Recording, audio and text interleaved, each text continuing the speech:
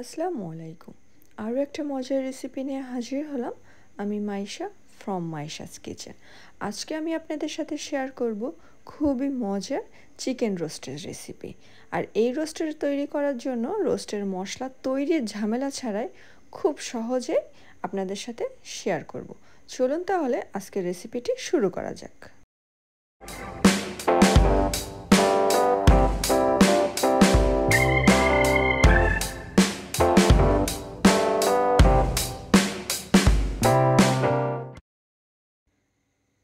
শুরুতেই আমরা একটা কড়াই নিয়ে নিব আর তার মধ্যে দিয়ে দিব বেশ কিছুটা তেল, আর তার তেলের মধ্যে দিয়ে দিব অনেকগুলা পেঁয়াজ কুচি, কারণ আমরা বেশ পরিমাণে পেঁয়াজ বেরেস্তা তৈরি করে নিব। পেঁয়াজ বেরেস্তা তৈরি হয়ে গেলে একটি পাত্রে ছড়িয়ে রাখবো, যাতে করে পেঁয়াজ বেরেস্তা নরম না হয়ে যায়। আর তার পাশাপাশি এখন আরেকটা মশলা তৈরি করে নিব। এখানে হচ্ছে বাদাম নিয়ে নিচ্ছি। এখানে আপনারা কাজু বাদাম, পেস্তা বাদাম সব বাদামই নিতে পারেন। আমার কাছে আলমন্ড বাদাম ছিল আর কাজু বাদাম ছিল, আমি সেই দুইটা বাদাম নিয়ে নিয়েছি। আর নিয়ে নিয়েছি বেশ কিছু পরিমাণ কিশমিশ। এখন একটা ব্লেন্ডারের সাহায্যে আমি সেটা পেস্ট করে নিচ্ছি। আপনারা চাইলে শিলপাটাতেও বেটে নিতে পারেন। তারপরে বেরেস্তা তেলের যে তেলটা ছিল তার মধ্যেই চিকেনটা ভেজে নিব। এখানে বেশ কিছু টুকরো চিকেন নিয়ে নিয়েছি। এটা আমি আমার মতন করে সাইজ করে নিয়েছি, আপনারা আপনাদের পছন্দ মতন নিতে পারেন। আমি একটু ছোট ছোট করে নিয়েছি। একই তেলের মধ্যে এখন চিকেনটা একটু ভেজে নিব।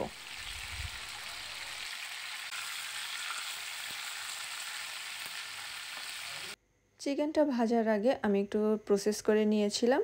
বেশ কিছু সময়, মানে 10-15 মিনিটের জন্য লেবু আর সামান্য লবণ দিয়ে আমি চিকেনটা ভিজিয়ে রেখেছিলাম। তারপরে আবার ভালো করে ধুয়ে নিয়েছি। এটা যদি আপনারা করেন তাহলে চিকেনের যে একটা গন্ধ থাকে, ভেতরের থেকে যে একটা আষ্টে গন্ধ থাকে, সেটা বের হয়ে আসবে এবং চিকেনের ফ্লেভারটাও পরবর্তীতে ভালো লাগবে।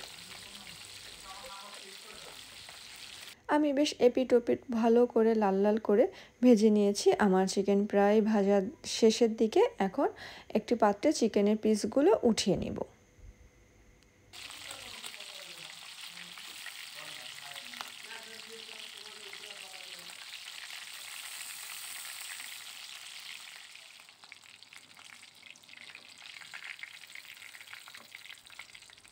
সবগুলা চিকেনের পিস উঠিয়ে নেওয়ার পর এখন একই তেলের মধ্যে আমি 2 টেবিল চামচ পরিমাণ পেঁয়াজ বাটা দিয়ে দিব। তারপরে তেলের মধ্যে একটু সময় নাড়াচাড়া করে ভেজে নিব। তেলের পরিমাণ যদি কম মনে হয় আপনারা বাড়িয়ে নিতে পারেন, কারণ আর এটার জন্য তেল পাল্টানোর কোনো দরকার নেই। যে তেলে বেরেস্তা ভাজবেন সেই তেলে চিকেন ভাজা যাবে, আবার চিকেন ভাজার তেলেই চিকেন রান্না করা যাবে। এতে করে হচ্ছে আপনার স্বাদটাও অক্ষুণ্ণ থাকবে, ভালো থাকবে, চিকেনের ফ্লেভারটা সব কিছুর সাথে সুন্দরভাবে মিশে যাবে। এজন্য তেল সম্পূর্ণ পরিবর্তন করার কোনো দরকার নেই। এখন একই তেলের মধ্যে পেঁয়াজ বাটাটা একটু সময় ভেজে নিই। পেঁয়াজ বাটা তেলের মধ্যে একটু সময় ভাজার পর এখন এর মধ্যে দিয়ে দিচ্ছি 1 চা চামচ পরিমাণ আদা বাটা, দিয়ে তেলের মধ্যে একটু নাড়াচাড়া করে নিব। তেলের মধ্যে বাটা মশলা একটু নাড়াচাড়া করে নেওয়ার পর এখন অল্প পরিমাণ পানি দিয়ে দিব, যাতে করে মশলা পুড়ে না যায়। এখন পাশটা একটু সুন্দর করে পরিষ্কার করে এক জায়গায় করে নিয়ে আসলাম।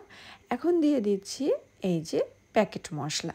আমি শুরুতেই বলেছিলাম যে রোস্টের মশলা তৈরি করার কোনো ঝামেলা করা লাগবে না। যে হ্যাঁ, আজকে আমি খুব সহজেই এই যে প্যাকেট মশলা, যেটা রোস্টের মশলা পাওয়া যায়, সেটা দিয়েই আমি আজকের রেসিপিটা তৈরি করছি।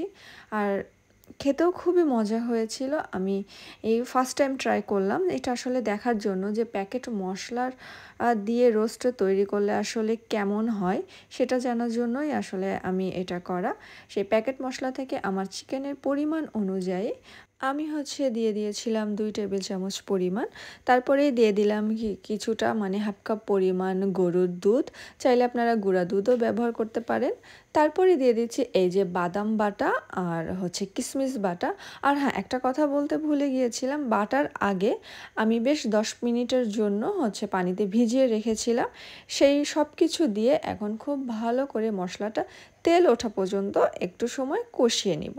আর দিয়ে দিচ্ছি স্বাদ মতন লবণ। এখানে হচ্ছে কোনো হলুদের গুঁড়া ব্যবহার করা হবে না, কারণ আমরা সবাই জানি যে রোস্টের রান্নাতে আসলে হলুদের গুঁড়া ব্যবহার হয় না। আর মরিচের যেটা, আপনারা যদি ঝালের পরিমাণটা বাড়াতে চান তাহলে সামান্য শুকনো মরিচের গুঁড়া ব্যবহার করতে পারেন, কিন্তু আমি কোনো শুকনো মরিচের গুঁড়া ব্যবহার করি নাই, আমি হচ্ছে কাঁচা মরিচই ব্যবহার করেছি। আর রোস্টের অরিজিনাল স্বাদটা পেতে চাইলে আমি বলবো যে শুকনো মরিচের গুঁড়াটা অ্যাভয়েড করে কাঁচা মরিচটাই ব্যবহার করেন। এখন সামান্য অল্প অল্প পানি দিয়ে আমি মশলাটা একটু সময় খুব সুন্দর করে কষিয়ে নিব।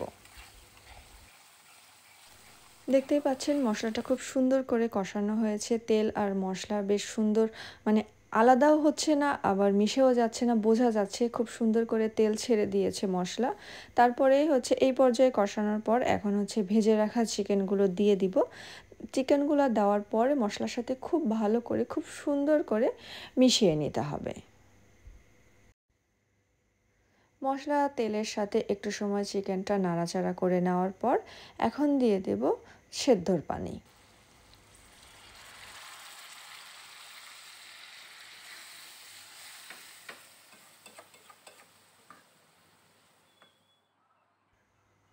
বেশ কিছুটা পরিমাণ পানি দিয়ে দেওয়ার পরে আরও কয়েকটা কাঁচামরিচ ফালি দিয়ে দিব। তারপর হচ্ছে 10 থেকে 15 মিনিটের জন্য ঢাকনা দিয়ে ঢেকে ভালো করে সেদ্ধ করে রান্নাটা শেষ করব।